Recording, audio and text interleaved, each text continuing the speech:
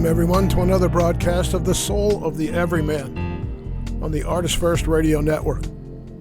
All past shows are available in podcast form. You can find them at ArtistFirst.com. Send us your questions and comments by email to dj@artistfirst.com. Here they are, your co-hosts, Michael and Margaret Lyons. Hi, Scott. I'm tired. But we're gonna muscle through here. I'm gonna muscle through. Margaret's not tired, but I'm tired. But I am Michael Lyons. And I'm Margaret. And she's Margaret. And tonight we're gonna talk about something that we have talked about many times in the past. But it is a really kind of I wouldn't say it's a vast topic, but it has a lot of facets to it. And the thing we're talking about tonight is referred to often as manifestation, or bringing forth. People talk about name it and claim it, and we kind of both, in many ways, detest that phrase because it's so overused and it's become sort of a mockery of itself. But what they're talking about in a lot of these type of manifestations, like 7 ways to claim your future, or whatever the heck it is they're really talking about things. And you ran across an interesting, I guess he's an author, Neville Goddard, who wrote about this. And if you were to read him, we read him a little bit in his quotes and some of his writings. If you were to read him, you'd say, well, he reminds you of somebody. He reminds you a little bit of Tolle, and maybe Tolle would say that he had some influence on him too, because he lived and really passed away in the 20th century. In the 70s, his writings were in the early part of the 20th century, but a lot of his writings have been used to sort of I guess maybe not define is not maybe the word, but to facilitate this sort of name it and claim it sort of manifestation movement, and the quote that you had originally, or the writing that you had originally found, was more along the lines of seeing manifestation in a bit of a different light. I think truer than what has been made of his things. So, how do you want to jump off into that? Well, I think we should read the quote we posted, and then I'll just read a little bit of what he had written. Yeah, that sounds awesome. Do you want me to read the quote, or do you do it? Now, this is going to be rough, folks. Oh my voice! I was a little bit busy today, but so the quote is simple though. It's believe that you are what you want to be, which sounds a little bit like a palindrome, and it is not. But believe that you are. So this is a being state. Are. Believe that you are, that you be what you want to be. These are being states. Now he says want, but I think you would rewrote it as desire, because want implies lack. Right. The quote that he had was from his book, The Power of Awareness. You must make your future dream a present form now, or a present fact now, by assuming the feeling of your wish fulfilled, to come to a place that it's already happened. So, in other words, what it is that you are imaging or picturing, you go through that and live it as an actual walking of your path. Come to the goal that you are aiming at. And basically, it's this is your wish fulfilled moment. Like, I have it. Mm. And then you abide in, well, it's already happened. I have this. And the it, of course, is not necessarily a thing. Mm. That's what we wrote. Right. It's much more than a thing. It has to do with your life path, where your, how do I say this? Things can be almost like mile markers in your path. All right, I'm going past this point. I've manifested a significant other. So we go on, we go forward, continuing on the path. There's no backseas, by the way. Continue forward. That's a salient point which we could jump off on. We could almost make a new topic out of it. But the no backseas point is because what it really speaks to is that experience here is perforce linear, yet our mind would love to live in what I always call the immutable past, the unchangeable and completely cast in stone past, or the unknowable future. And really, this sentiment that Goddard expresses and Tolle also expresses is about now, and it's about envisioning now as containing that which you desire. I am whatever, not I want to be, which is what Goddard says want, and he means it in the sense of desire, but it's come to be more associated with lack. I want this, I want that, I want the other thing. And so rather than want, is that you envision your being in the state of your desire fulfilled. So that whole act, rather than action, but that whole act is to transform one's being into the being which you desire. And so really the action, the acted upon, is yourself. Goddard also talks in different quotes that all experience or all reality is really the outward manifestation of yourself. And the way he puts it, sort of also inartfully, is that you then therefore, in essence, tell yourself to give yourself what you want. Okay, and you can see, Margaret, you can see how people would then twist that around into the name it and claim it stuff, because right. it sounds, it's so close, and they're like, oh yeah. But just to continue along, what we wrote, which was sort of also influenced on what Goddard wrote there that you quoted, is that manifestation is not always about things. And this is totally, things are form. Form is ephemeral, and it's time-bound. They dissolve as all form does. You, us, our being, the timeless spirit, timeless, untime-bound, incarnate in form for a brief moment, you need to believe in what you desire to be and then be it. So this isn't name it and claim it. You need, and I think the word believe here is, the root again is be. You need to be in it, believe, be live, be living in it. Correct. It is a being state. And the words themselves have a much deeper meaning than what we think they mean. Believe or be life. Yeah. This is where I am.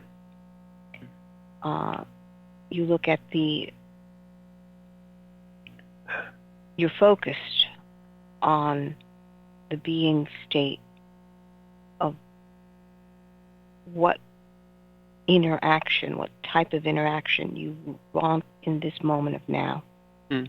It's not living in the future, because when people think of, okay, well, what do I want to be? And they say, okay, well, I'm going to go think in the future Right. and predict something. Mm. But it is in the now. You are a being of now. Can't, just as people repeatedly play little programs in their head of who they think they are, or words that have been spoken to them that play continually in the background of their head. You're not good enough, you're a failure, you're too stupid, you're whatever. Right. That's the same kind of thing, only referencing the past as opposed to looking at the future. Right. It's understanding that now is the moment that you live. Now is the moment that you believe. And whatever it is your heart is believing is what is reflected around you. So if you continually see a problem, that statement where I thought I took care of that problem, and here it is, I'm in the same kind of situation all over again. Didn't I take care of that? It's understanding that there is a part of you that is still resonating with that problem. So in order to allow yourself to grow, you must, how do I say this? You must allow space within yourself to heal, because it means that there is something lacking or something broken in your soul. And you may not see it, truth, because the programs that run in your head are so sublime sometimes that you're sitting there going, why did I do that? Right. And this is where time in meditation or prayer, especially prayer, where you need guidance at this point. You need a higher hand to come hold you and just allow you, make the space that inspiration, that grace, that divine intervention can come in and allow for the change. It's making space and giving permission for that transition to happen. And it's so vitally important in this world that we're living in, because this is a world of free will. So if you give permission and you choose the change, it will happen. Well, and in the moment in which you do those things, you see, I as always, for you regular listeners of the program, Margaret packs a lot of things in about 3 sentences. And so I like to try and unpack them because there's so much in there. But as always, as you began, the wanting state is a state of lack of in the now. You basically say, I don't have. Mm-hmm. And then you say, I want, and therefore I have to do, and I have to throw myself into the future and say, this is this.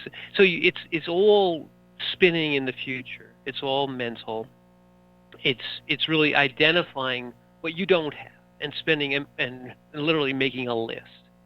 So this is not living in the now. This is living in the future. And then want often engenders regret. Oh, if I only. Oh, if I only. And then you're right in the past. So you're wailing back and forth between the future and the past, and completely ignoring and squandering the now. It's just right. It's not.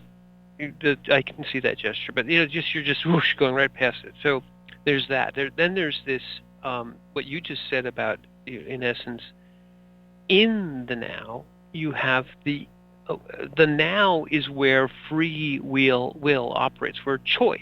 Let's just say it very simply. Where choice operates is in the now, because choice is all about the now. what will I do now? What will I be now? You can't choose in the future. You can't choose in the past. Past choices have been made and are done. Future choices are, if you live in the what ifs and maybes and could be's in the future, you'll never do anything in the now. So where free will operates is always on the instant, the precipice of now. So in the now, as you also said, you have the moment to be that which you desire. And if you don't know what it is that you desire, you don't go into what do I want and what don't I have. Open yourself to grace, because grace is from spirit. It's from the eternal. It's from the eternal you, the consciousness that is you, that lives in the now all the time. You open your, let's say, your small time-bound incarnation you, which is still you, to the timeless spirit form consciousness you, and you allow consciousness, and perhaps certainly a manifestation of the all spirit of God, to come in and provide you grace to say, in the now, in the very moment of now, the choice is informed. What choice, what if I want to be in this, how must I grasp the now, make the decision, make the choice? So this isn't saying what I want or what had happened or could be this, could be that. It's in the now saying, open, receive, inform, choose. And it sounds like a bunch of things, but it happens in an instant if you are habituated to opening yourself. You've very beautifully described being at a loss as to what to say.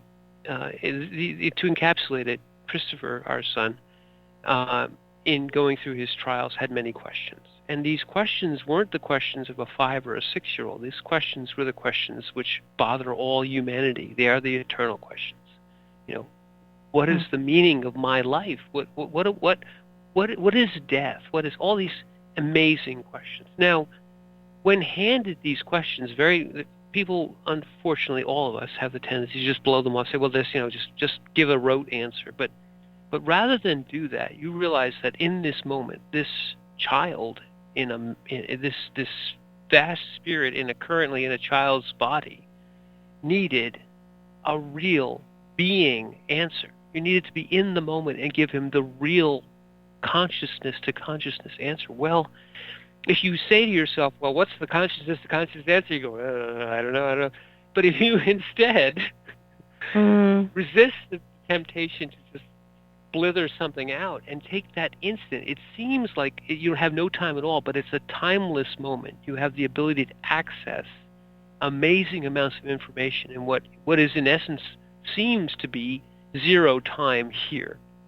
You open yourself, and in essence, in that instance, say, give me what needs to be said now in response to this, the true heart words, whatever they are, or the heart action, whatever it is. So you say, I don't know, but I'm open to understand, to get it. And then you are the channel. Then you are in that instant and moment, you're bringing into manifestation, into form, that which spirit needs to have happen. So this brought this other consciousness, this other incarnation, the answer that he needed in that moment to inform his own journey.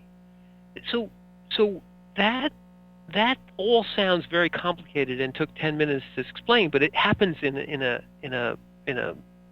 moment, in a breath. But yet you have to do that. That's part of this too. You're not manifesting a thing. You're becoming that which needs to be. You say, let me be what needs to be. But that can be anything. It's very scary. You have to say, you're basically Mm-hmm. saying, use me, consciousness, spirit, all, to do what needs to be done, not what I want or even what I desire. You're really saying, I am to be shaped. I am a channel to manifest in the way that isn't about things. It's about that which needs to be. But make me you've heard this phrase, right? Make me the channel of your grace. Make me your hands. Well, this is another way of saying the same thing.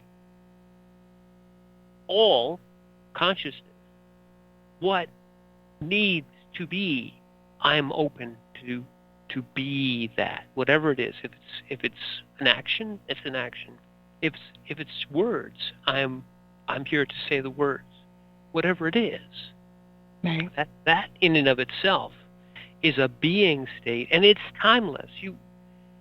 You seem to think it seems to take like moments, minutes to get this, but from the outside looking on, it's not even a breath. You go from not knowing, having no idea what to say next, to all what needs to be fills you, and you just give it. Right. You understand the yearning for an answer. And the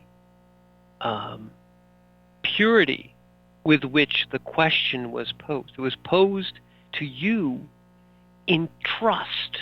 He said, I trust that you will provide me the grace. You basically, that answer is a call. It's a different way of calling for spirit to answer. You go to another and in purity and trust say, here is what my desire is. I need to know this. And I'm picking you. And you do feel like you're on the spot because you're suddenly in the spotlight. You are in the moment of now, and every Klieg light in the universe is on you. And you're like, yeah. Yeah. And you want to run because it's very natural. You want to it's stuff. Ooh, I gotta go. But no, instead of that, no, I know, but I'm saying everybody, not you, because you're so courageous. But me, I go, I know. But if you are skilled as you are in opening yourself, in basically putting yourself into the trust mode of, I don't know what to say, but I am willing to open myself. Give me the words. This is a pure desire. It needs to be answered. It requires an answer. And I'm the only one here. I mean, the couch could try, but I think I'm the one with the lips. So I've got to give it. Mm-hmm. The purity of the question is also a good way to look at it. Because it's that type of question allows for the truth to come in, the vastness of the truth. There's no preconceived notion of what it should be, because we all know people who ask questions that pretty much want you to tell them what they want to hear. Right. They don't want an answer. They want an affirmation. Right. But when you have a question from a child, and honestly, just think about it for a second. Your baby comes to you, who's 5, and just says, Mommy, what is death? You can, even right now, it makes me just almost curl up. And you realize in that moment that the question is a true question. It's not that it's like he saw his goldfish die or something, oh, well, that he died, oh, what's death? It's like, no. He understood that the death was his. He understood suddenly that this thing that we call death could happen to him. And he's 5. So what do? You do exactly what you've always done whenever you had a question. You ask Mom. Right. Put Mom on the spot. Well, it's what had happened. So, in that instant, when his heart is open and he's actually asking a real question, and as you said, it's a question that man has asked for eons. Your heart feels that void, and the only thing you can do, because you know, let's face it, your mind wants to give very pat answers. You know, it's this. It's just, well, that's just a switch that gets flipped. It's like, no. Or you realize that he needs an answer that he can use in this moment because he's facing the possibility of his own death. So, what tool can be given to him to do this? Most of us as adults understand that when we have to deal with death, we have some kind of concept or tool that we've been using. Right. He has nothing. And this, at this point, as a mother, you're sitting going, I have no way of answering him. And I turned to God and said, Lord, this child needs an answer. Please fill my mouth so that he could understand. And when you ask in this way, when you pray in this way, he responds. The response was amazing to me because I would never think of it in these terms. But he basically heard, well, death is easy. And it's kind of like, you know how Daddy's always fixing the house? We had to replace the windows and fix the roof and the doors, and he's like, oh yeah, because he was always in on all those projects. Well, there comes a time where your body can't be fixed anymore. And the house can't be fixed anymore. And the people inside have to leave and go on to a better house. That's what death is. Your body can no longer be fixed. And then he took that, and I could see him chewing on it. It's like, okay, that's what death is. And honestly, that was inspiration from the divine above, answering the call of a hurting heart. And the interest, not the interesting, but the most important part about that, I think, and you said it afterward, and it's in the book, was that you brought yourself out of it. Because the other tendency that's right there is that, you know, it also is about you. You want to make it about you. You know, don't say that. You know, Mommy will be so sad, and it's very natural. But you're not giving the answer nor anything utility. In essence, you're shutting him down. And what you gave him was, as you said, something he could use in his current level of knowledge. This made not only perfect sense, but it was exactly the kind of thing that he could use and then exactly take it in, chew on it, understand that, yeah, my existence here is not just as simple as perhaps a 5-year-old might think about it. It's got some layers. There's a layer which is me, which is the house. There's a layer which is me, which is the people inside. Anyway, it was opening to that grace. And unfortunately, we're going to take a little break.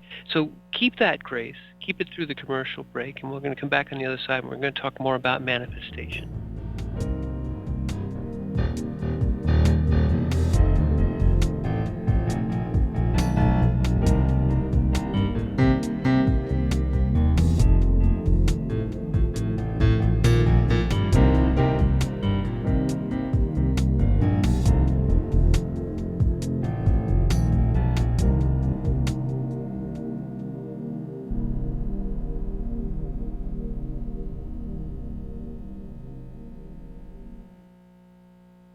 Rick Riordan fans, love mythology with plenty of action and humor? Destroyer's Blood is for you. The new fantasy novel by award-winning author Michael Lynes is book 1 of the adventures of Dev Kalian, the Blood series. Follow Dev and his magic sword Betrayer as they are suddenly attacked and forced to return to Olympus to fight in a war they want no part in. The world of men and gods is about to be destroyed by Zeus's ancient foe, and only Dev and Trey can stop him. The conflict never stops, and the amazing twist will have you on the edge of your seat. Act now while the ebook is on sale for only 99 cents. Destroyer's Blood is available on Amazon.com, Barnes & Noble, iTunes, Kobo, and fine e-tailers everywhere. And while you're there, get the free prequel, It's in the Blood, available for a limited time. The wait is over. First Blood, Book 2 of the Blood series is out. Your favorite bad boy thief Dev is back, and the beautiful and deadly Trey is right there with him. She is sharp, sexy, and full of surprises. Their adventures continue as a new power arises to threaten the world. The heart of creation is under attack, and time is definitely not on their side as they battle against their enemies' undead hordes. Can they unlock the hidden power that can defeat him, or will his forces draw first blood? Get all 3 installments in the series. Book 0, It's in the Blood. Book 1, Destroyer's Blood, and the new release, Book 2, First Blood, today. Available in ebook and paperback format on Amazon, Kobo, Apple, and most other fine e-tailers. Hi, this is Hannah Ruth from the band Wild Hum. Check out our new Americana Soul CD, Wild Hum, at our website, wildhummusic.com. And you are listening to the ArtistFirst Radio Network. Thank you. There is a Reaper is the story of 5-year-old Christopher Aaron and his life-changing struggle with leukemia. Winner of both the Indie Brag Medallion as well as the reader's favorite silver medal for memoir, There is a Reaper has more than 100 Amazon book reviews and a 5-star rating.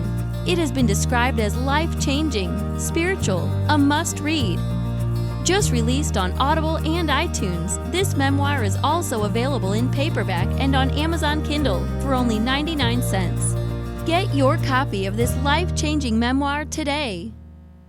The Fat Man Gets Out of Bed is the latest book from Michael Lynes, the award-winning author of There is a Reaper. Featuring 13 original stories, this wide-ranging collection has everything. Forbidden love, gods versus demigods, weird invading aliens, sexy seductive artificial intelligence, and unusual passion between the living and the dead. All set amidst fantastic worlds of pain and loss and boundless joy. From the sublime to the macabre to the bittersweet, The Fat Man Gets Out of Bed will leave you breathless with laughter, brimming with tears, trembling with suspense. Available now on Amazon.com, Google Play, iTunes, Kobo, and fine e-tailers everywhere.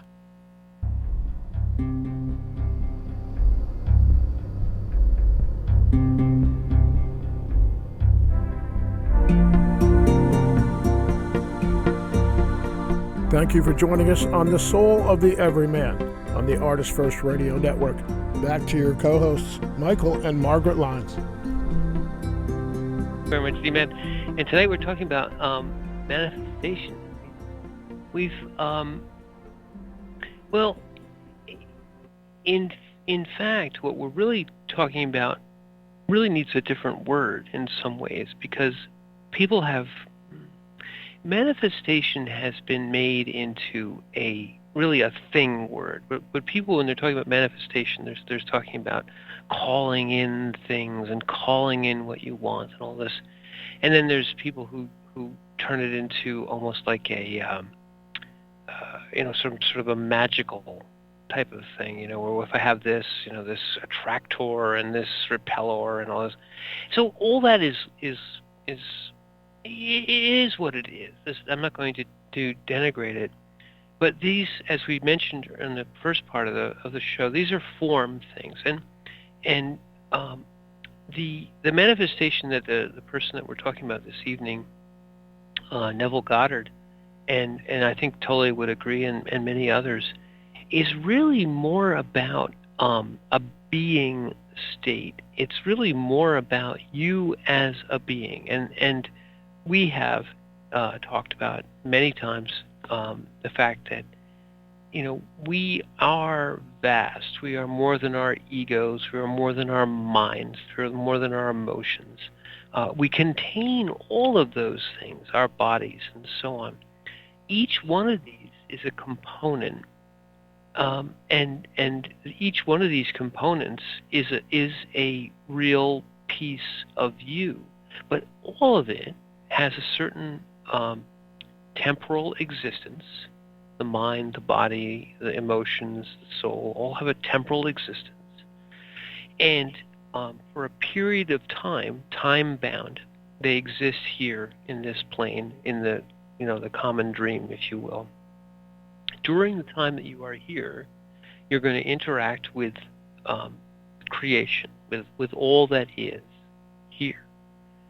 But the important thing that you're here to work on is not whether or not you get, your heart's desire or this house or whatever it is. The important thing that you're here to work on is really you, and you as a consciousness which is acquiring a set of being states, a new form, if you will. You're here to experience in the manifestation, and to learn, and to grow. And there are points throughout your existence which really have nothing to do with whether you live 1 year or 101 years. There are points during your existence where important changes, where important transitions of being are going to be offered to you, and that's important. They aren't imposed upon you. You're not like whacked with a hammer until you become something. You're given the opportunity to manifest a new being state. Maybe you only get it once. Maybe you get it many times. You've got to realize that this is a moment in which you have the now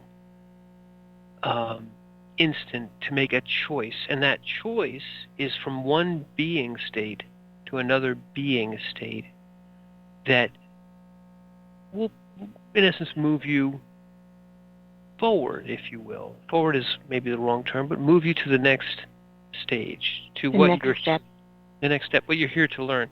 And that's the manifestation we're talking about here.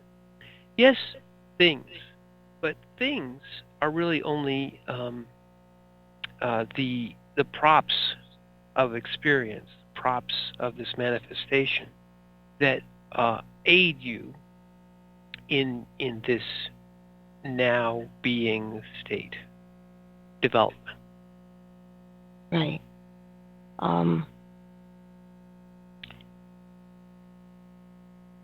You know how there's a lot of talk now about how we're going from third, fourth dimension into fifth dimensional space. And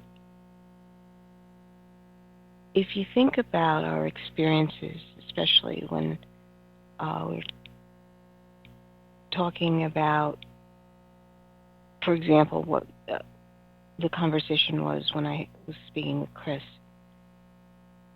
I would look at that as having to enter into that fifth dimensional state in order to help bring his soul forward as well as mine and the rest of the family. That answer had a great impact on all of us. And it became a tool for the family in order to navigate what we had to go through. But the point is, being in that kind of a moment is fifth dimensional space. And if you think about it, you're talking about a space where the egos don't really matter. Things don't matter. What matters is exactly the heart and its needs at that moment. And we are here to help each other, not just your own heart needs, but when you love, you realize that that interchange of love aids both hearts, amplifies both hearts. So allowing love as the impetus, the fuel that will drive you to the next step, whether you like it or not, mind you. But it will help drive you to the next step of what needs be, so that we can continue healing or growing our heart space. Yeah, and I think the interesting thing there, well, two things. Well, you said that it continues to influence us, and we included that story more or less verbatim in Christopher's book, and I think it would probably be something that people would find influential, even who had never been in that situation. And the other thing, of course, is that what you just said, it's something that needed to be. You became the vehicle. Christopher was also the vehicle in the sense that he asked the important question for his being state. You were able to provide the answer based on that pure question as the sort of the trigger for that answer. And the answer itself is just words, but it was the words that were appropriate and important for him in that moment. But because of the purity of the question, see, in these moments, in these manifestation moments of being, you also access a timelessness which crosses the boundaries of culture and of situation and of time and space. They become things which can influence those who weren't there, who were born after or born, who never had the opportunity to be in that situation, perhaps. But the echoes of the purity and of the appropriateness of the answer, because it was something that needed to both be asked and answered in this manner, have a certain resonance to them. They both complement and amplify each other. The question and the answer, asked in purity, answered in requirement, in a being state, that it becomes something that which in and of itself resonates with those who weren't even there, who weren't even asking the question. It's like, oh yeah, that's so pure and true. And you can see exactly how it went right in, like you said, it went right into him because of its purity and because of its, I'll say correctness, but it's just meeting the exact requirement. It fit right into the state that he was in, the being state that he was in. It brought him to a different being state, from wondering, what is death, to having something that said, this is death. Now, no, it's not the words for everybody's question like that. It's the words that he needed, and they were correct and perfect for what he needed. So therefore, they have a certain balance to them. They have a certain just purity to the whole experience. It became encapsulated. It became part of his heart story, and helped him in ways both known and unknown, because there's the secret ways in your heart that these things, you say, yeah, that's what it is. And it is true. It's not, see, when people say, well, that's not what it is, it's other things too. Yeah, it's other things too, perhaps. But in this case, that's what it was and is. And it has this purity to it, which resonates even with those who weren't there and didn't ask that question because of that. And it went in, and it remained with him. And it remains with us, and it remains with those who weren't even there because of that. So in these states, these manifestation states, in that timeless moment, you manifest something, whether with another or with yourself, which lives on beyond your temporal experience, beyond the asker of the question's temporal existence, and so on, because you create out of consciousness something which has its own being, in essence. You create a new being state which you experience, but it lives. It has a life. It has a life energy to it. So this is what you do. These are the manifestations. They aren't things. They're pure expressions of something true. They're not all the truth, but they're a true thing. They have a permanence to them. Right. Right.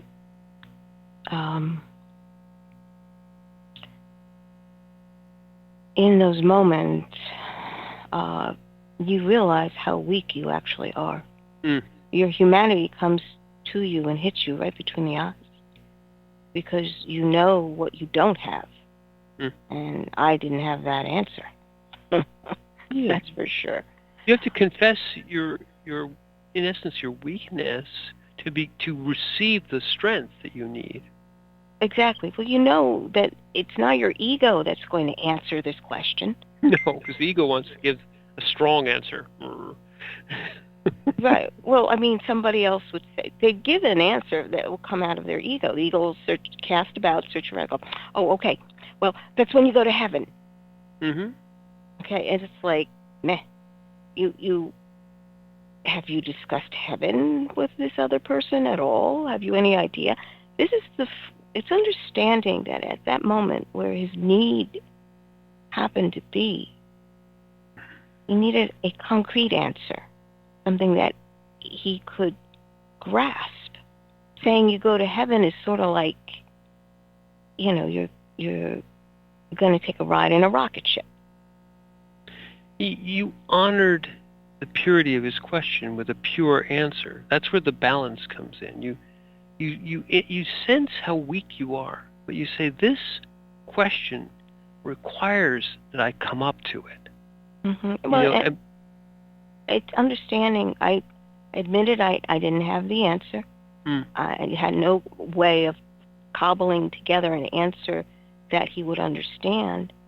So your heart opens at that point, because you realize he needs an answer.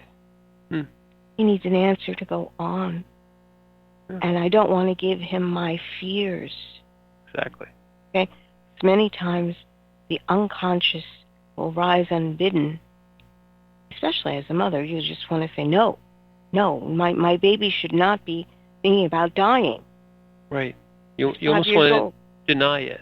Yeah, he's 5 years old. He doesn't need to think about dying. It's like, no, it's not about me. It's not what I expect. His question was pure and true. It was clean. And he was open in that moment for a real answer. Right. And it's not about me and my feelings. He's my child, yes. But my job is to be able to give him what he needs to the best of my ability. So the acknowledgement of, I have no answer. Dear Lord, I know you do. I'm open. Pick my lips. Yeah. And he did. Yes, and in the fine point here is that this experience is a pure and a true experience, but it is a unique experience, and it will not be another's experience. In a similar situation with two different beings, one asking and one opening to provide the answer, a very different but appropriate and required set of words or set of actions or whatever would come about. But the interesting thing about it would have the same permanence, the same resonance, the same quality of timelessness, because it's in the opening and in the honoring of both the question and the answer in this case, but it's really the completeness of action, the manifestation of this being state which is sort of two people together, in essence, manifesting it. This has its own life, and it has its own uniqueness. Go ahead. I'm sorry. What I wanted to say was that, when people talk about manifestation, they basically say, well, you have to think the thought or image the result, and then come into it. And what I think is missing is understanding that your emotions are part of the jet fuel that drives this manifestation. Okay, and I know people don't understand that. They just think, okay, they make it just purely a mental exercise. But your emotions are what really puts the oomph into that focus, intention of thought. In other words, what we were talking about, it is the love that I had inside of me for my son, for his heart. My heart could see his heart and the trouble that was there. And the prayer went up, and it was propelled by that love. I need an answer. He needs an answer. I don't need, whatever, Lord. He needs an answer. Please, take my lips. I give permission. When the emotion, especially of love, and it's not fear. I want to make that very clear. I wasn't afraid that in that moment, I was not afraid of anything. I was calling in the answer. There's a certain trust in that as well. Mm-hmm. But again, when you're going out, you go out open, and you have to say without reservation, I decide. So there are two decisions here, in essence, that make this thing live. There was the first being state of the question was asked in purity. It wasn't asked with looking for a specific response. How are you doing? Fine. This is a question too, but it has nothing to do with the purity of a moment. This was, I've been thinking about this, and I now realize that I need to open myself and get an answer. So in purity, I ask this. In purity and trust, there's a trust there. And then there's a trust on the side of your side, the side of the receiver of this, because you're handed a tremendous burden. Somebody hands you their pure quest, this thing which requires an answer. It's a big lift. It's a big heavy lift. Here you go. What am I going to do with this? How can I instantly know that I can't lift this on my own. This is far beyond little me, little mental me, little I got all the answers me. Right. So the ego has to get basically shoved to the side because the ego wants to take. No, sorry, ego. This is way. No, sit down. You're going to hurt yourself. Sit down, and you have to say to the ego and to everything, I'm going to consciousness with this. I'm going outside. We don't have this. But we do have the ability to open. But then the trust part on the side of the receiver of this burden is that there is enough up there. There's the vastness of consciousness and spirit. And as long as you open and ask without reservation, just provide this thing, this purity requires a pure echoing response, and uncolored by emotion, uncolored by fear, all these things that are here. So you really break through, in this manifestation, breaks through creation and back into spirit. This is a punch right through all the veils, right up to spirit, if you allow it. You have to. That's where the amazing power that we have here. So you can just say, and you go into a timelessness. Again, from the outside, it's there's not this giant woo. No, it almost looks instantaneous.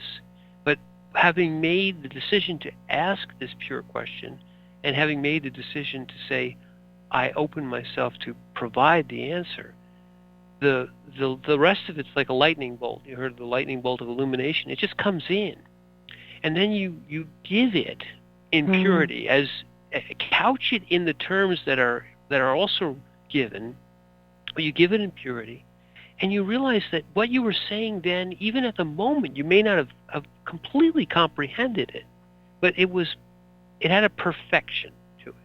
Right. And the phrase that comes to me from the Bible is, my strength is enough. My power is made perfect in your weakness.